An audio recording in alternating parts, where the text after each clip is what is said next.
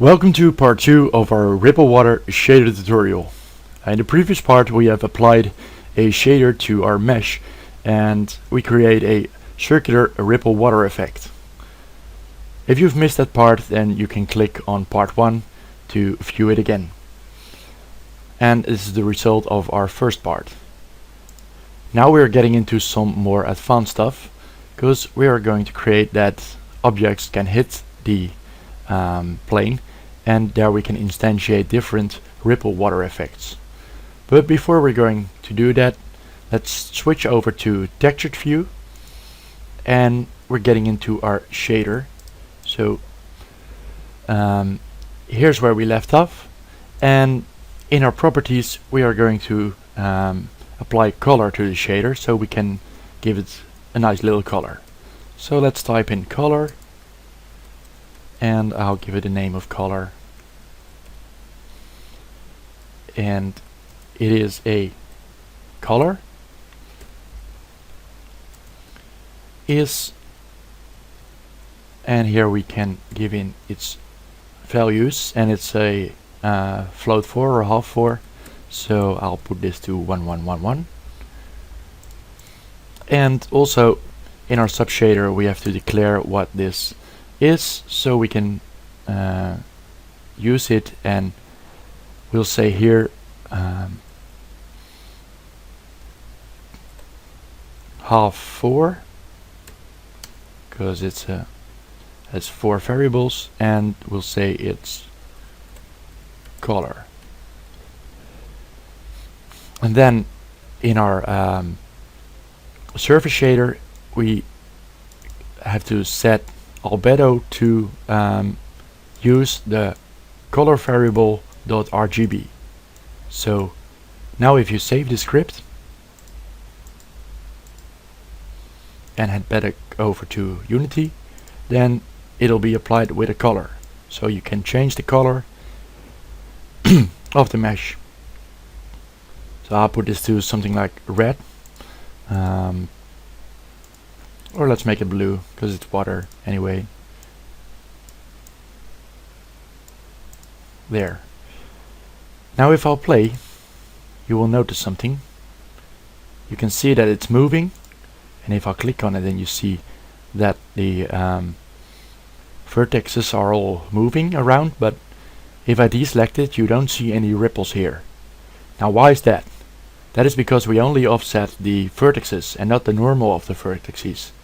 So in order for Unity to see where light's coming from, and I see I actually don't have a light in the scene, so I'm going to create that too. So go to light, directional light. There we have our directional light, but still it won't be affected to the plane. So we have to also offset the normals, so that the light can pick up the direction a normal is pointed into. So if I go over to our script again, then I go over to where we offset our vertex in its y. We will also do that for the normal. So our v, which is our vertex, dot its normal, dot its y, plus is value. Now if we save this script and go back to Unity, now you'll already see these ripples, and if I'll play it, you've got the real ripple water effect. So the next thing I'm going to do is setting up our scene so we can use it to create our collision. So first I'm selecting our plane, go to component, physics, and add a box collider to it. Then I'll go to game object, create a new game object, a sphere. I'll make it a bit higher, its scale, so we can see it a bit better, and I'll move this over to just somewhere over the plane, a little bit higher. I'll give this a rigid body. That's all good for now, and we also need to give it a physics material. So I've got here a physics material with a bounciness of 1, and bounce combine is set at maximum, so I'll apply this to its material, and now it should be a bouncy ball. Yup. But it doesn't affect the plane yet, so we have to script that. So at this point the shader is always affecting the plane with its ripple water effect. But what we want to do now is to not have this shader affect the water all the time, but only at the point of impact of this ball with the plane. And we also want to move this ripple to another position, on the position where the impact actually happens. So let's go over to our shader, and now we're going to add lots of floats. So first thing that we need to have is some amplitude. So we'll call this wave amplitude, and I'm calling this 1 because I'm actually gonna make 8 instances of these floats. So the reason I'm going to do that is to make 8 different floats here is because when one ball hits the plane, then at that position the wave offset is going to happen. But if another ball at the same time hits at another place the plane, then I don't want this wave to change to this position, but this wave should just smooth out here, and another wave should come right overlapping the other wave. So in our C# script we're going to script that by a for loop. Every time a ball hits the plane, it'll change the value of another float inside our shader. So this will all make sense in a bit, but let's just make here 5, 6, 7, and 8. And the next thing we're also already going to set up is another float, and this float is going to be called its offset, because we want to give to our shader an offset in its X and Z position of the position of the impact that happens. So let's call this offset X 1, and also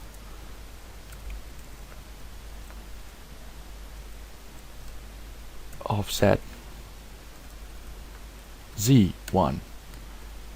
And now this is a lot of copy pasting here.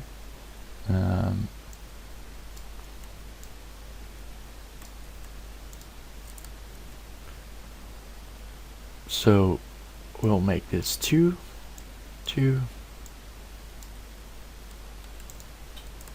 3, 4, 5, 6, 7, 8.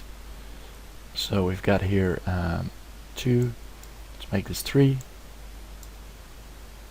Wait. This is 2.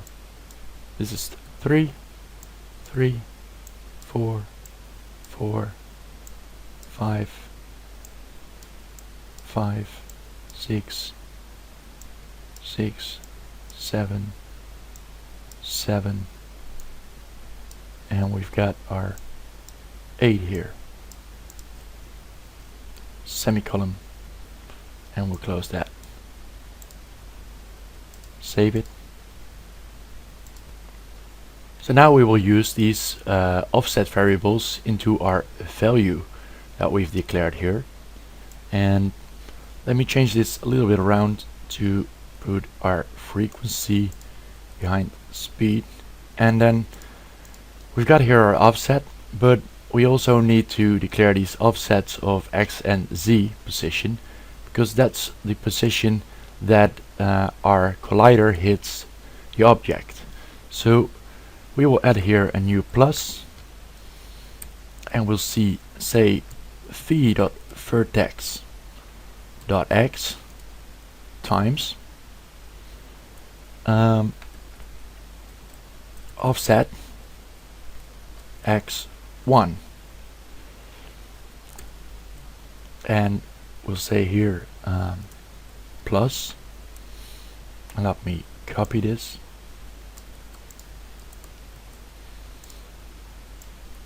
plus z, and we'll make this z2. So now we are actually adding these offsets into our value that we create here. But we've just got here value, one value, but we need 8 values of these. So same as for all these copy pasting here, we've got to do the same here. So let me call this value 1, and let's copy paste this. 2, 3, 4, 5, 6, 7, 8, and we'll make this. This is a bit tedious, but just changing all the numbers.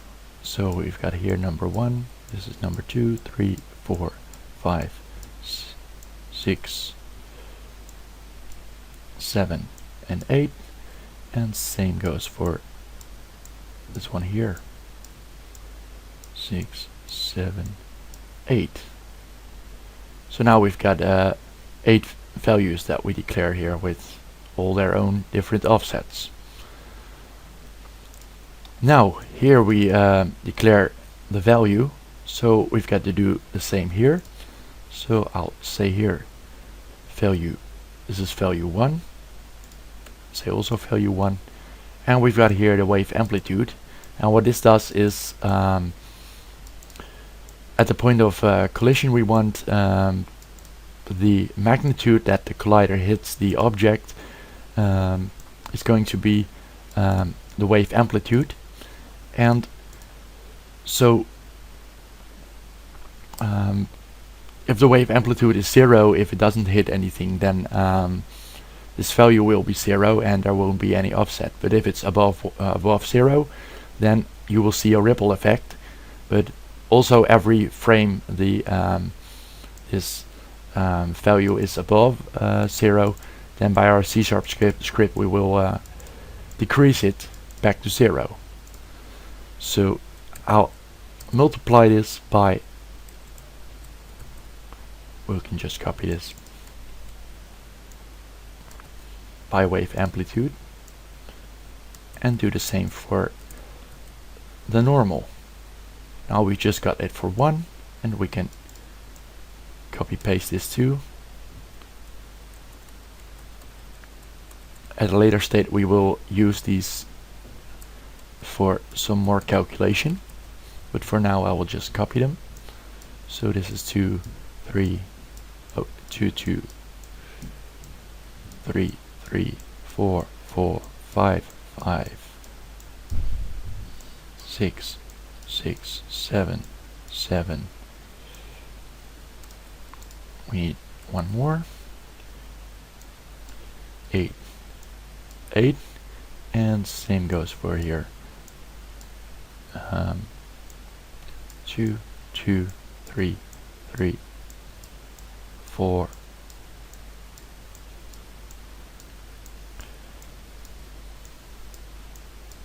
And there we go. We've got all these values in there. So for now we are done with the script of the shader, and we will head back later to our shader to add some more variables to declare some distance. But let's head over to our Unity, and as you can see, still the ball, if it hits the plane, nothing really happens. So what we're now going to do is create a new C# script onto our plane, and we'll call this collision script.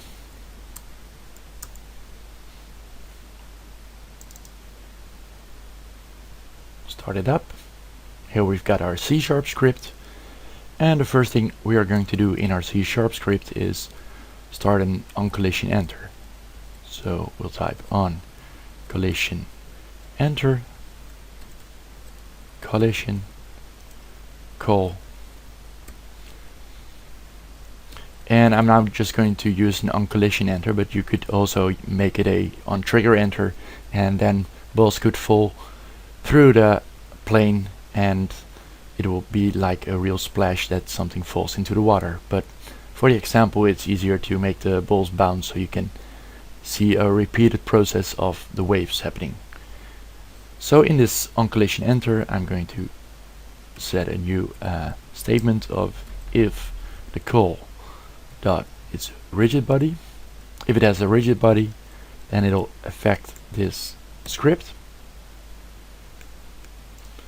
And as you remember, we made a lot of different variables here in our shader, and I don't want to really script it all out for all the 8 or maybe more possible floats. So let's start by creating a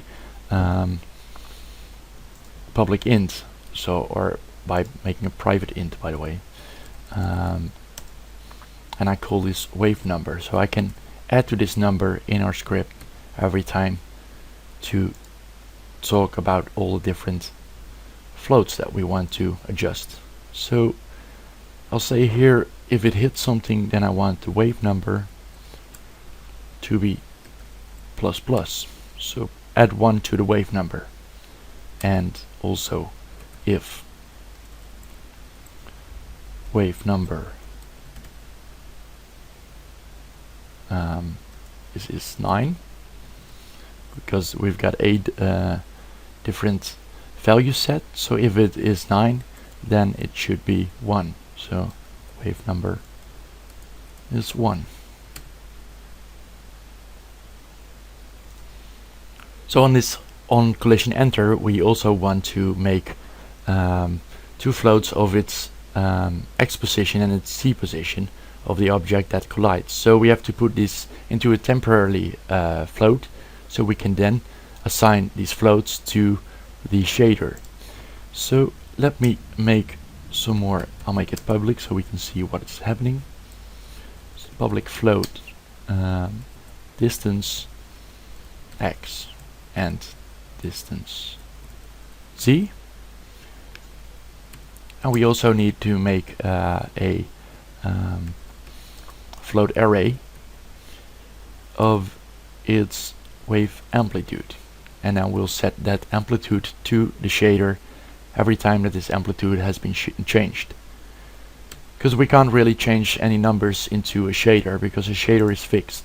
But what we can do is we can create numbers inside our C# script, update these numbers, and by updating the number we can assign the new number to the shader input, and then the shader will change it accordingly to the number.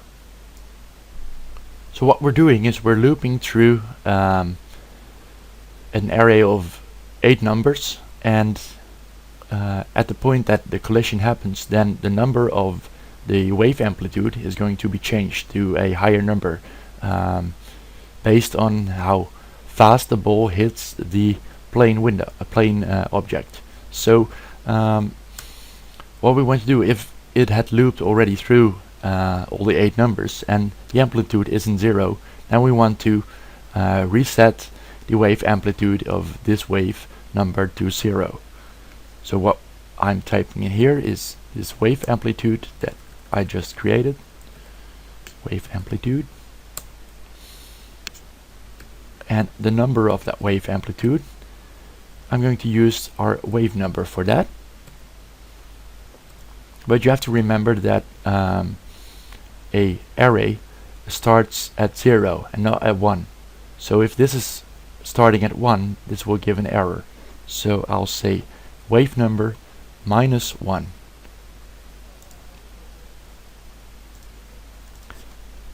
And its new number is 0.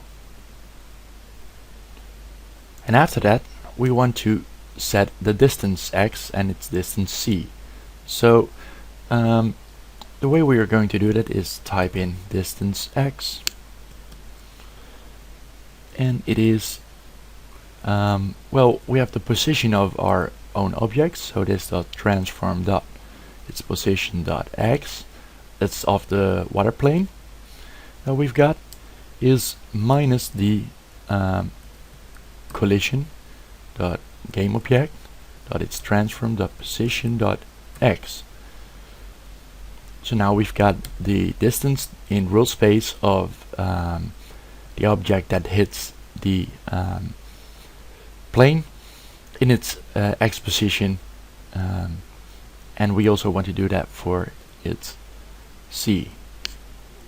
So we'll say again this dot transform dot position dot x minus its call dot game object dot transform dot position dot z.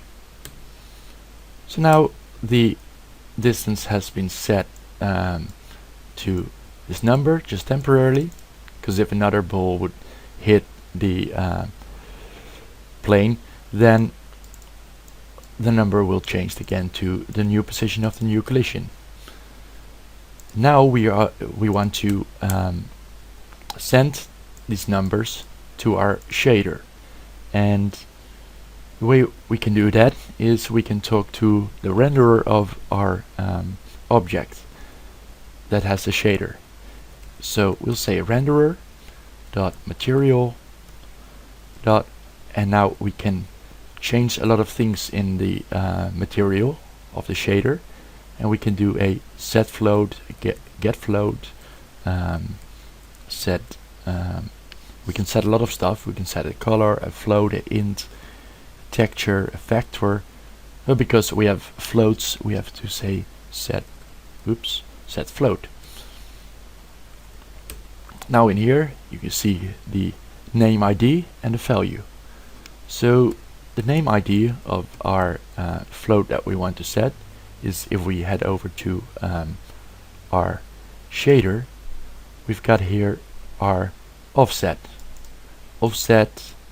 x and then a number, and offset z plus a number. So what we're going to do is we type in the name offset x, and we'll close this, and now we have to add the number to it, and that will be the wave number. So that's for the name, and we want to set it to distance x that we declared, but this is not enough. We also need to divide it by the size of the object, and to get the real size of the object, because here it just says a scale of 10 by 10 by 10, but that's not the real scale of the object itself, because in my modeler the scale of this real object is actually 12 by 12. Even if I change these numbers, it will still be 12 by 12, and that's the local scale of the mesh itself. So we have to find the mesh bounds of this object. So let's head over to our script, and we will go to here to create a mesh, and we'll call this just mesh. And in our start function we will say that mesh is get component, and we will talk to the mesh filter. Close that one. Dot its mesh. Now we've got here our mesh, and what we want to do with that mesh is, in our declaration here, we want to divide it by mesh dot bounds dot its size in x.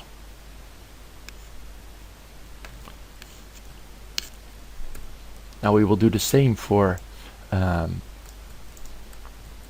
offset in z.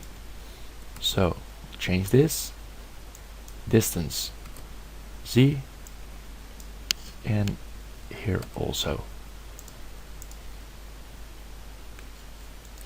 And now with all this done, we still need to do one more thing, because we haven't applied the wave amplitude to the shader yet, so nothing will happen yet. So we'll say here again renderer dot material dot set float, and we'll talk to the wave amplitude, because that's the name that we've set in our shader, because here we've got wave amplitude and a number again, so we'll say wave amplitude plus wave number, and we want to set this to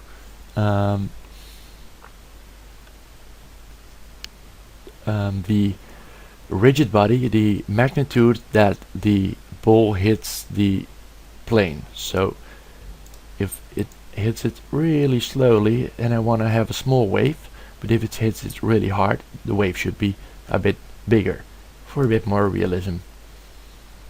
So how we can do that is by saying call dot its rigid body dot its velocity dot its magnitude. And I just want to make one more public float, so we can divide it through a certain number. Public float, and I'll say magnitude divider. So we can adjust how big the wave should be, because if something would hit it with a lot of magnitude, then the wave would be so high that it's unrealistic. So just for some little bit of more control, I'm making here a new float, and if I make this less than 0, then it's going to be divided by this number, because to add something or multiply something in scripting is a bit faster than dividing it. So there we go. We have to close this one.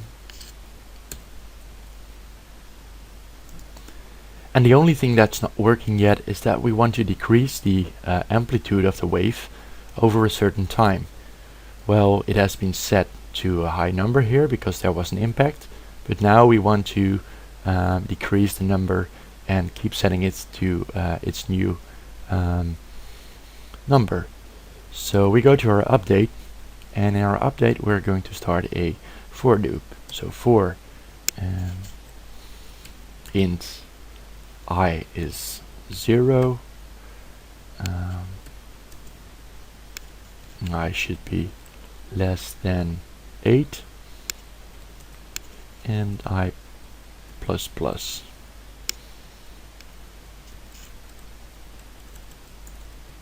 And what we want to do here is get our wave amplitude of our C# script, and we want to talk about the for loop that we're talking about here.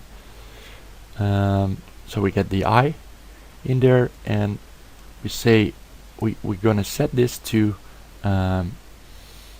the float of the amplitude that has been set here on the collision. So we'll say renderer dot material dot, and now we are not going to use set float, but we're going to use get float.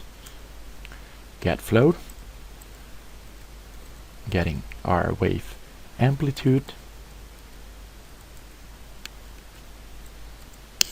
plus I plus 1, because we've got here our int starting with 0, but the wave amplitude, as you can see here, is starting at 1. So we have to do this plus 1 and close this one, and there you go.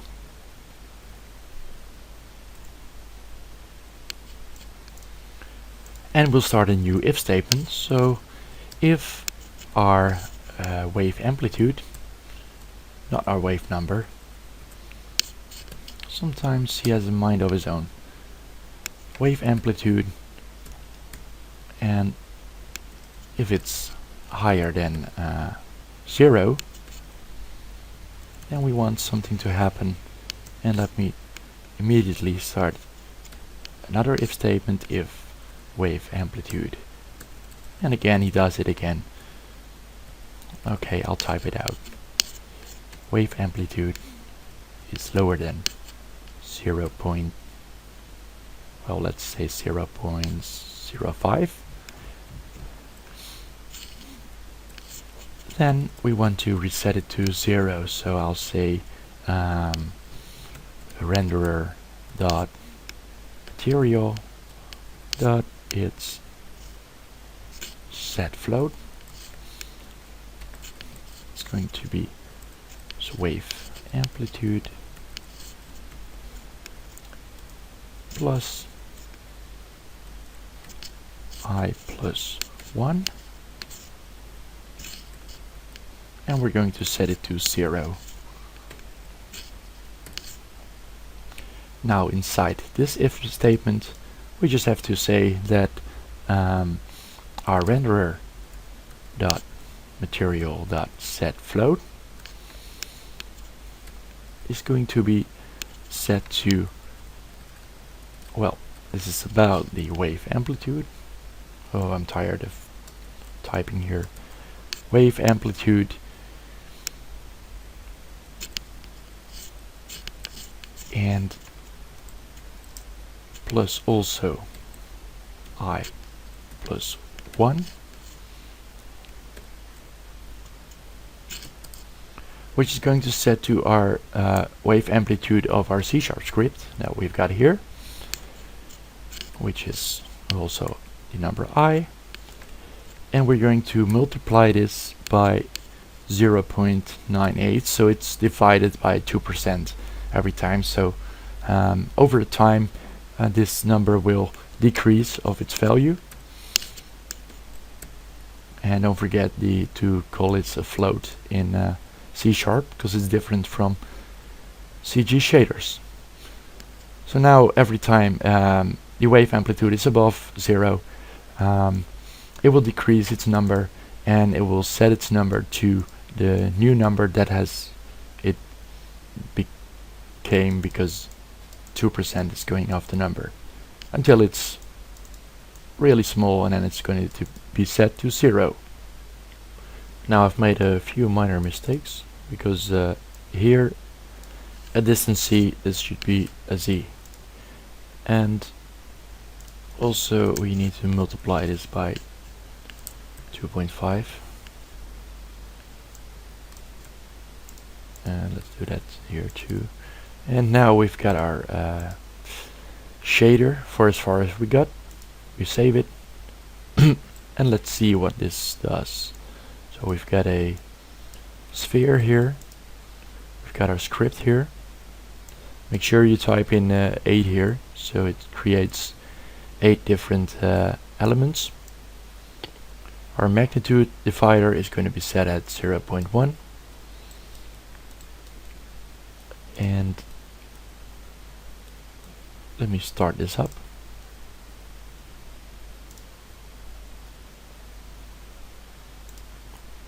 There you go. Now if I'll move this over to another point, then it'll start there and there, and we can duplicate it. But as you see, it does give different ripple water effects. But the next thing we are going to do, and that's going to be in the next part, is we're going to calculate the distance of the point of impact, and you'll see the wave grow over, so it doesn't affect the whole plane. Because now when the ball here hits the water, you will see an offset also here, and this is not the effect that we're going for. So I'll wrap up this part. It became a bit longer than I expected, but I'll see you back in part 3. Thank you.